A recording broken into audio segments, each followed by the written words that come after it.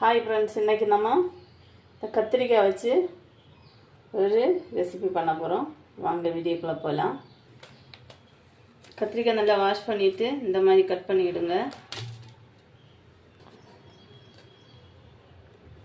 இந்த மாதிரி கட் பண்ணி எடுத்துடுங்க. நீட்டாகவே இருக்கட்டும்.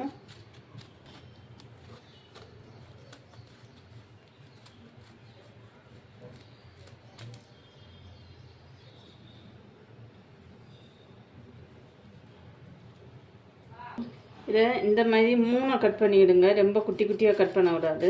3 கட் பண்ணிவிடுங்க. இப்படி பெருசாகவே இருக்கட்டும்.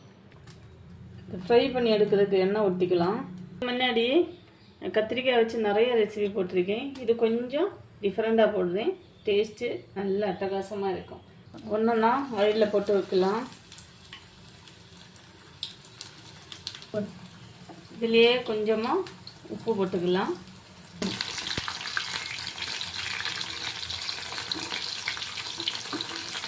ஆனால் போதும், ரொம்ப ஃப்ரை ஆக வேண்டாம். இப்போ எல்லாம் ஃப்ரை பண்ணி எடுத்தாச்சு.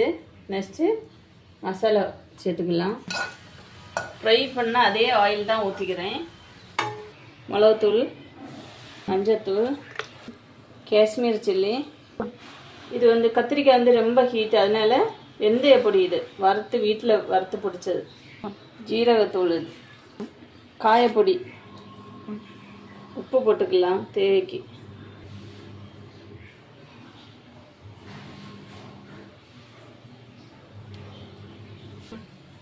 இப்போ இதில் எண்ணெய் சூடாயிடுச்சு. பூண்டு இந்த மாதிரி சதைச்சி எடுத்துக்கிடுங்க.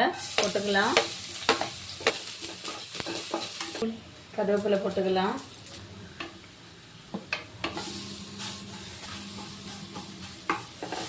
இது பச்சை வாசம் போனால் மட்டும் போதும்.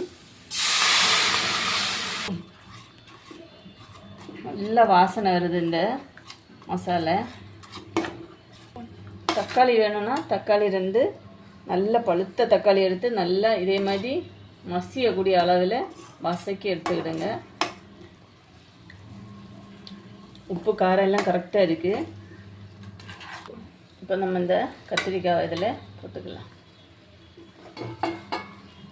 இப்போ இந்த மசாலா எல்லாம் இதில் பிடிக்கும் பாருங்கள். செம்ம டேஸ்ட்டாக இருக்கும். பாருங்க, கலர்ஃபுல்லாக இருக்குது. இதில் இருக்க தண்ணி எல்லாமே வற்றி ஒரு சொட்டு கூட தண்ணி இருக்கக்கூடாது. எண்ணெய் எல்லாம் நல்லா பிரிஞ்சு வரணும். இது வந்து பிள்ளைங்க ரொம்ப விரும்புவாங்க. இந்த கத்திரிக்காய் அடிக்கடி பண்ணுவேன். கத்திரிக்காய் இதுக்கு ரொம்ப நல்லது. அவ்வளோதான் நண்பர்களே. இந்த வீடியோ பிடிச்சவங்க லைக் பண்ணுங்கள், ஷேர் பண்ணுங்கள், கமெண்ட் பண்ணுங்கள்.